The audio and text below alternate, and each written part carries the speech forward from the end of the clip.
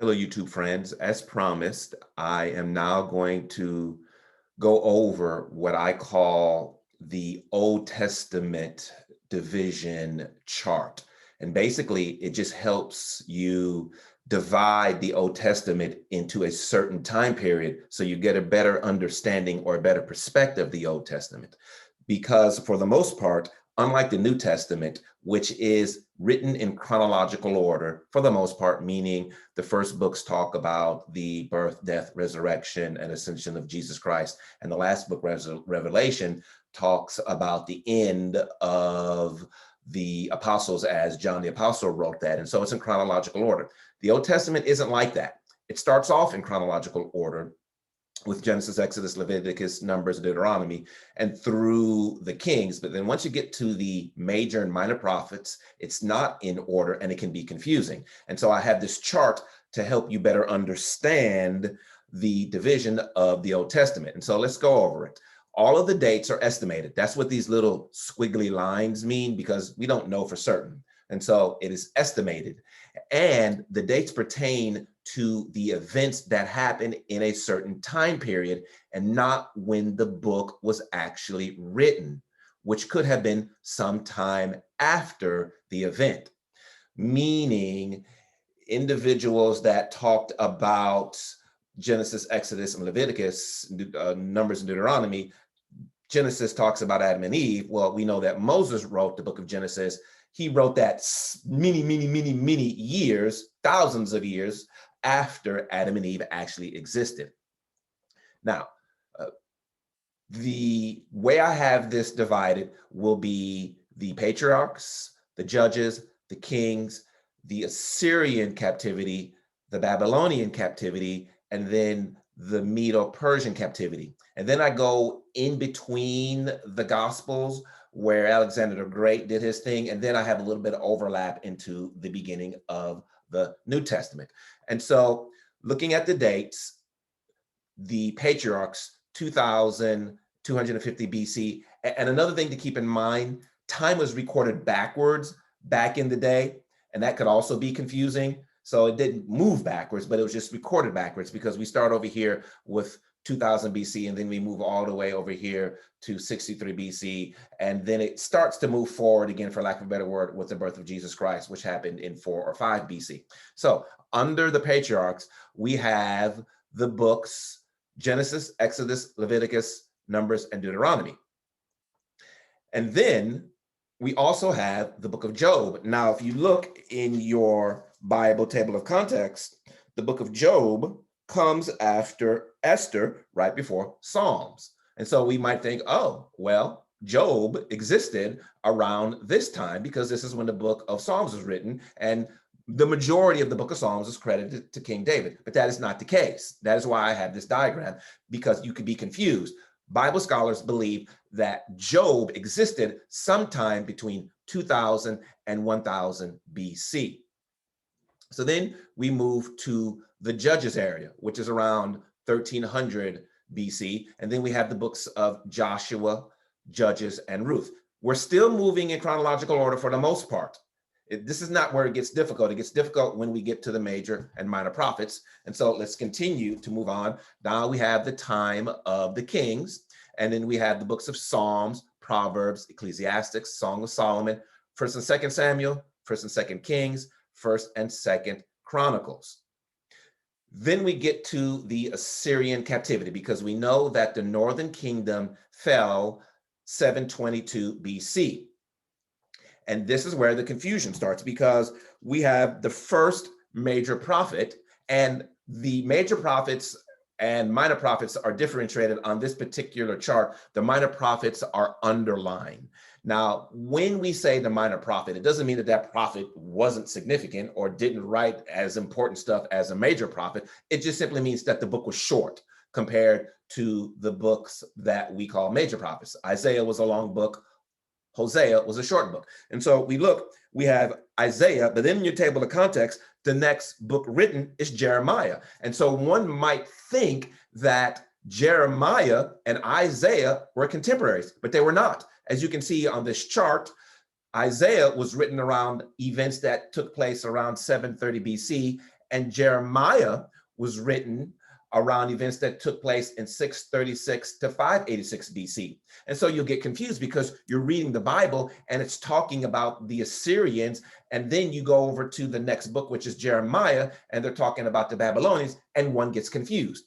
That is why I have this particular chart, because what you do to help orient yourself, you look at a book, you come to this chart and say, aha, Isaiah, it's talking about the Assyrian captivity, and Isaiah's contemporaries were Amos, Micah, and Hosea.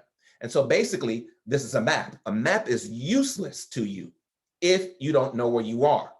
This chart is a big, this is where you are, and it helps orient your basic knowledge of events of the Bible so that you can better understand it. So under the Assyrians, we have Jonah, approximately 800 BC to 750 BC, Amos, Micah, Isaiah, and Hosea. Then we move over to the Babylonian captivity, all right? And we have the books of Habakkuk, Zephaniah, Nahum, Jeremiah, Obadiah, Lamentations. Then I have the southern kingdom fell, because as we know, all of the kings in the north were bad, and they were bad because none of them followed God, whereas the southern kingdom, some of the kings were good, some of the kings were bad. That is why it took a little bit longer for the southern kingdom to fall, because there were some good kings. And when I say good king, these kings acknowledge God as their God, and they didn't have many gods. Then we have the book of Ezekiel, and then the book of Daniel. So now moving over to the Medo-Persian area, where we have Cyrus, Darius, and Xerxes. We have Haggai, maybe mispronouncing some of these names, Zephaniah, and then we have Joel, which all of the reading that I have done, nobody knows where Joel took place. I just put it in 510 because some of the scholars believe that it's there, but that's why I have a bunch of question marks under Joel, because biblical scholars don't exactly know where Joel was. There are no references to a particular time. So then we have the book of Esther, and then the last book of the Old Testament is Malachi. And then I talk about Philip of Macedonia, because he was a very important figure in history. This is the father of Alexander the Great, and he lived around 360 to 336 BC. He was the first to employ mercenaries. Philip of Macedonia was the first to use longer spears. And so basically you could kill your enemy faster because your spears were longer. He had a tactic of marrying individuals, or marrying off individuals, or marrying individuals that were potentially enemies, because you would have a common child and then it would be a way to sort of make peace. He was a great public speaker. 337, leader of most of Greeks. He was assassinated in 336. And this is also around the time of Socrates, Plato, and Aristotle. And then we get between the testaments, and it is said that these were the silent years. Nothing happened between these years, between the Old Testament and the New Testament, which I disagree with. And in a later YouTube video, I will go over the significance of between the years. But this is where Alexander the Great, many scholars believe that Alexander the Great took the world and put it on a different track. And so he ultimately killed the Medo-Persian king, Darius. If you've ever seen the movies 300 and 300 Rise of the Empire, that is actually based on true facts. The Greeks and the Persians had these epic battles, and eventually Alexander the Great came out on top. This is where Greek language was basically spread out through the land with Greek culture and Greek philosophies. Alexander the Great died in 323 BC, and then the areas were divided.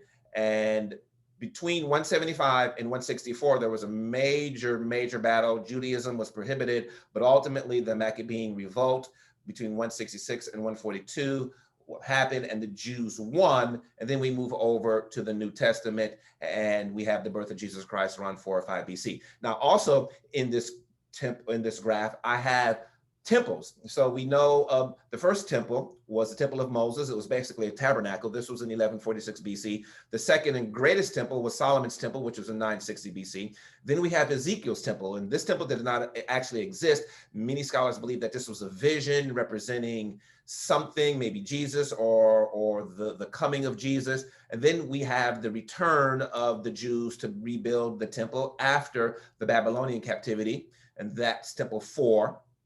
And then we have Temple 5, which is Herod's temple.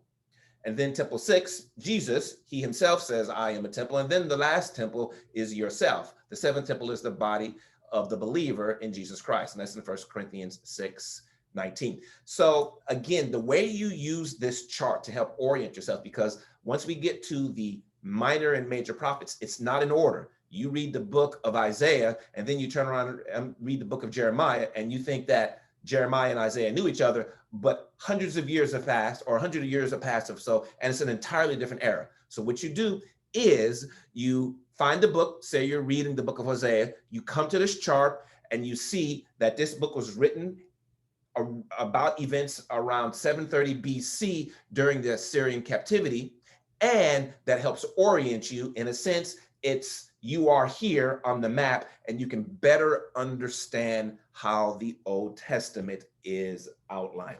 So hopefully this will help. You have the New Testament, which is in a previous video. Now you have the Old Testament. I still have a couple of other charts to help you understand the flow of the Old Testament into the New Testament, but hopefully this Old Testament chart will help you better understand the Old Testament. Please like, subscribe, and share, and comment below. Thank you very much.